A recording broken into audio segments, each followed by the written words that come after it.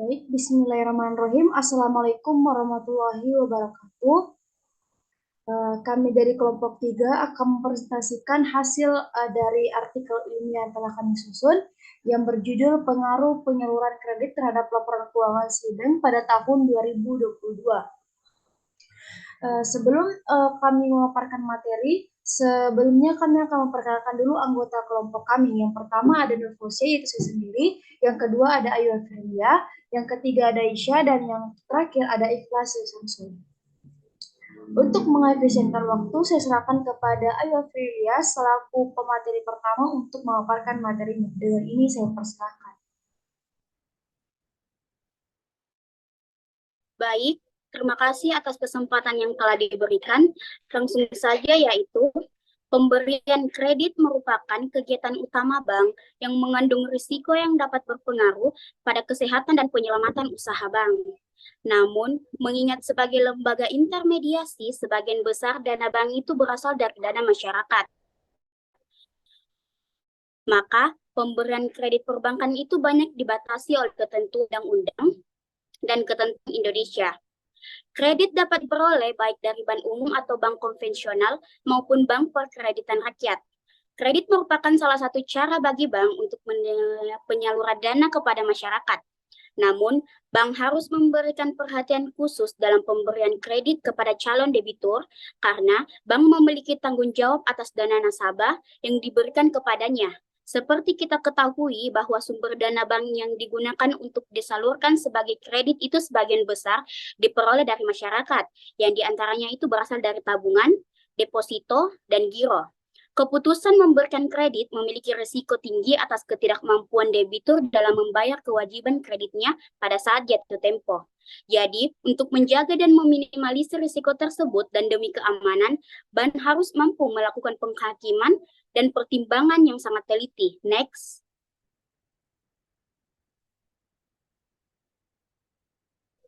Selanjutnya yaitu ada kajian teori. Yang pertama ada kredit. Istilah kredit itu berasal dari bahasa Yunani atau credere yang berarti kepercayaan. Oleh karena itu, dasar dari kredit adalah adanya kepercayaan. Seseorang atau badan usaha yang memberikan kredit atau kreditur memberikan kepercayaan bahwa penerima kredit atau debitur itu di masa mendatang akan sanggup memenuhi segala sesuatu yang telah disepakati kedua pihak. Kegiatan perkreditan melibatkan beberapa pihak, di antaranya adalah ada bank, debitur, otorita, atau pemerintah dan masyarakat. Tujuan kredit pun berbeda-beda tergantung pada pihak-pihak tersebut. Tujuan adanya kredit menurut Toijekam 1999 dibagi menjadi 3. Yang pertama ada bagi bank. Poin yang pertama, kredit merupakan sumber utama pendapatannya.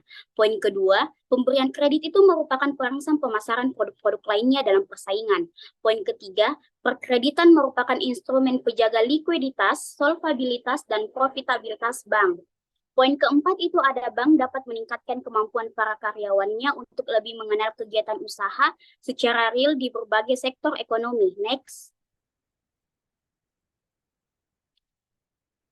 Yang kedua itu ada bagi debitur. Poin pertama yaitu kredit berfungsi sebagai sarana untuk membuat kegiatan usaha makin lancar dan kinerja usaha semakin baik daripada sebelumnya.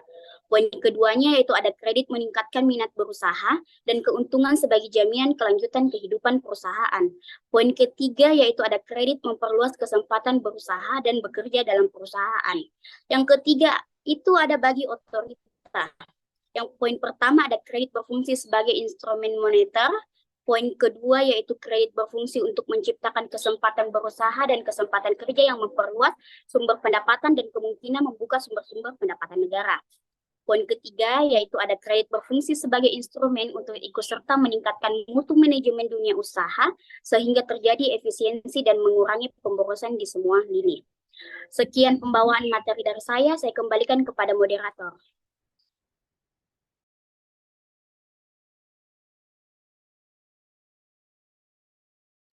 Baik, itulah tadi presentasi dari pemateri pertama. Selanjutnya saya serahkan kepada pemateri kedua, yaitu Saudari Ikhlas Samsul untuk memaparkan materinya. Dengan ini saya persilakan. Baik, terima kasih atas kesempatan yang telah diberikan.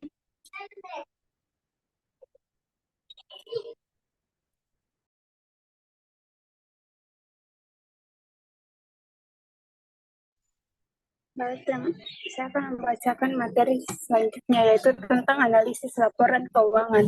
Laporan keuangan pada dasarnya adalah merupakan hasil refleksi dari sekian banyak transaksi yang terjadi dalam suatu perusahaan. Transaksi dan peristiwa-peristiwa yang bersifat finansial dicatat, digolongkan, dan diringkaskan dalam satuan uang dan kemudian diadakan penafsiran untuk bagaimana keuangan yang dihasilkan oleh perusahaan. Menurut Bantu tahun 1900 pertama pengawasan mereka juga menampilkan keseimbang antara keputusan investasi dengan keputusan pendanaan. Yang kedua, laporan laba rugi. Laporan laba rugi merupakan laporan prestasi pada waktu tertentu.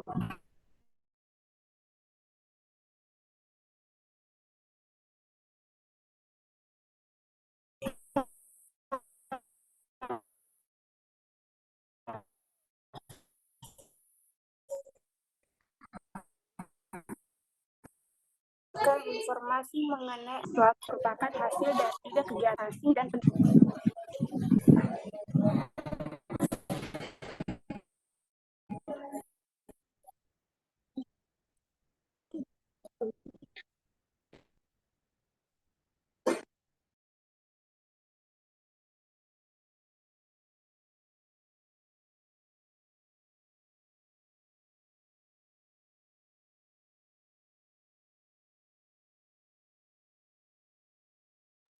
baik, yang kedua ada capital asset pricing model, yang dimana ini biasa disingkat dengan CAPM. Teori CAPM mengemukakan bahwa pengembalian modal hanya dipengaruhi oleh risiko sistematis atau risiko pasar, karena mengasumsikan bahwa risiko tidak sistematis atau risiko unik suatu aset dapat dihilangkan melalui diversifikasi. CAPM dapat menggambarkan tentang prediksi yang tepat antara hubungan risiko sebuah aset dan tingkat harapan pengembalian. CAPM dikembangkan pertama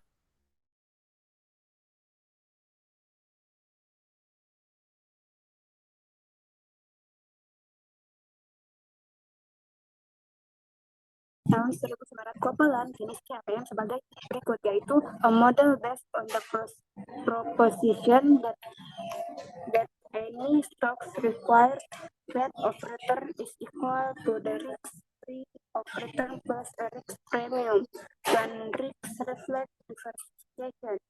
Atas teori pembentukan harga aset keuangan yang kemudian disebut capital asset pricing model atau CAPM, William Sharpe memperoleh Nobel Ekonomi pada tahun 1960. Body et al. Pada tahun 2007 menjelaskan bahwa CAPM merupakan hasil utama dari ekonomi keuangan modern. Next.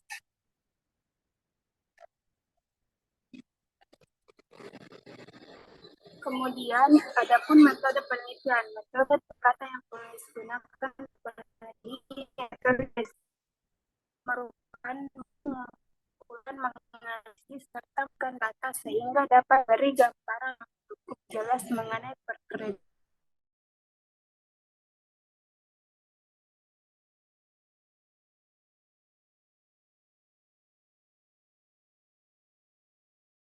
penelitian ini. Baik, itulah tadi materi yang saya bacakan. Selanjutnya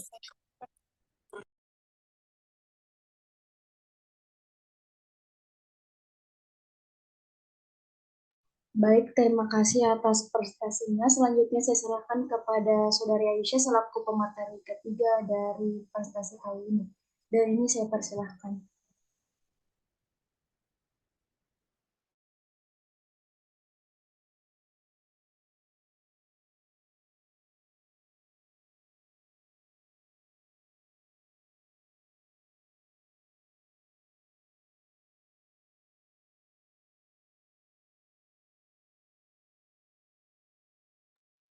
Baik, selanjutnya hasil dan pembahasan.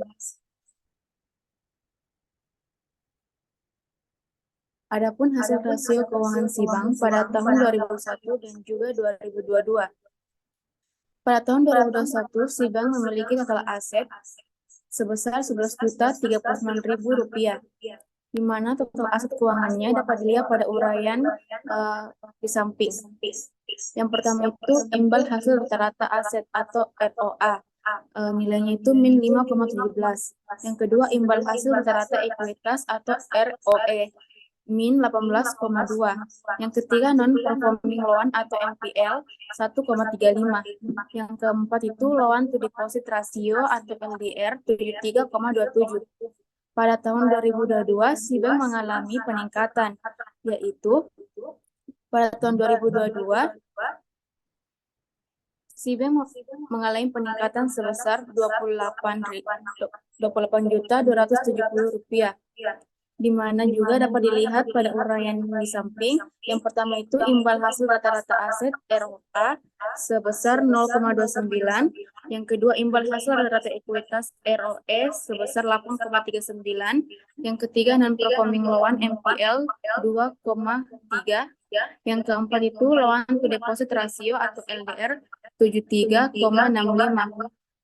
Next.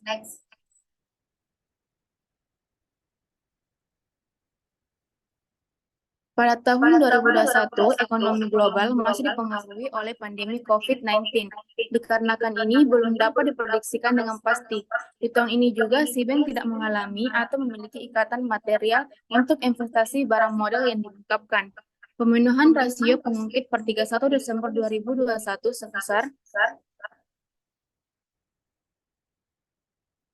21,39% masih di atas ketentuan yang ditetapkan, yaitu sebesar 3%. Rasio ini menurun sebesar 9,7% dari posisi September 2021 yang disebabkan meningkatnya modal inti sebesar 407.101 juta atau 20,86%. Sedangkan total exposure meningkat signifikan sebesar 4.619.527 juta atau 72,11%. KPMM pada Desember 2021 adalah sebesar 41,33%, yang menurun menjadi 23,48% dari posisi September 2021, yang disebabkan meningkatnya modal inti sebesar 407.101 juta atau 20,86%, sedangkan total ATMR meningkat signifikan sebesar 2.816.666 juta atau 92,15%. Next. Pada tahun 2002, jumlah saham bank adalah sebanyak 447.812.949 saham dengan nilai nominal Rp10.000 per saham, sehingga total modal ditempatkan dan disetor penuh sebesar Rp4.478.129.490.000 dengan komposisi pemegang saham terdiri dari PT Dana Dipa Arte Indonesia sebanyak 386.624.630 saham atau 85% dan PT Koin Investama Nusantara sebanyak 67.188.319 saham atau 15%.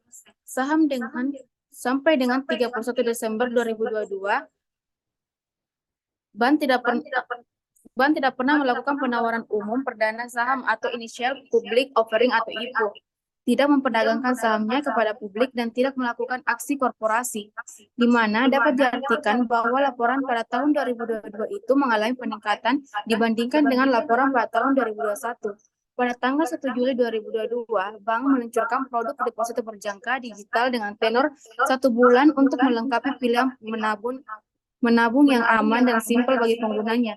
Dengan fitur simulasi yang menampilkan potensi pendapatan dari penempatan deposito, diharapkan dapat meningkatkan pemahaman bagi masyarakat mengenai kelebihan menabung di deposito berjangka.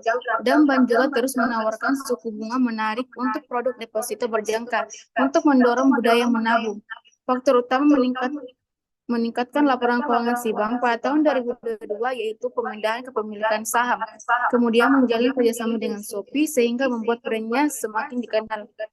Baik, selanjutnya saya serahkan ke moderator.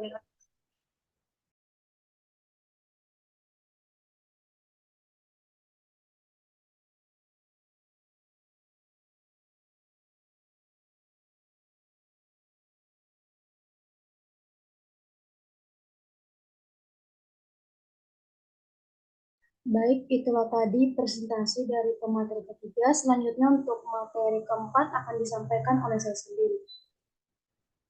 Pada tahun 2021, SIBI memperoleh ROA atau return on asset sangat sangat di bawah standar, yaitu minus 5,17%.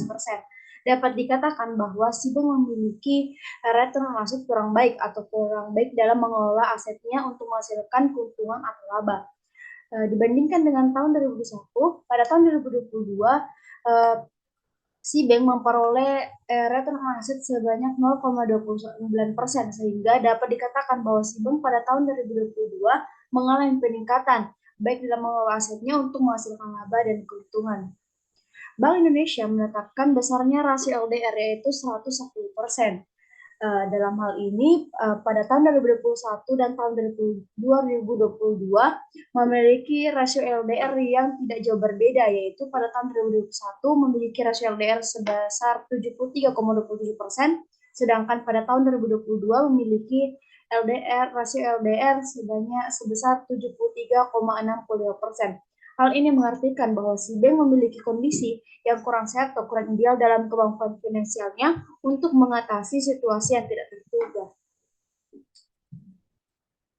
Baik, sebagai moderator saya akan menyampaikan kesimpulan dari materi yang telah kami sampaikan. Itu pemberian kredit merupakan kegiatan utama bank yang mengandung resiko yang dapat berpengaruh pada kesehatan penyelamatan usaha bank. Ada beberapa hal yang akan dinilai dan diperhatikan oleh bank terhadap suatu perusahaan yang akan menjadi debiturnya sebelum memberikan persetujuan suatu permintaan kredit, sehingga jumlah kredit yang diterbitkan di perolehan dana pihak ketiga dari simpan nasabah pada tahun 2021 dicatat sebesar 8,3 triliun dan mengalami peningkatan pada tahun 2022 sebesar 21,6 triliun, di mana ini meningkat sebesar 13,3 triliun atau sebesar 156%, dan total asetnya juga meningkat sebesar 156% pada tahun 2022, sebagaimana dilansir artikel berita Sindikasi Republika, di mana dapat diartikan bahwa laporan pada tahun 2022 mengalami peningkatan dibandingkan dengan laporan pada tahun 2021.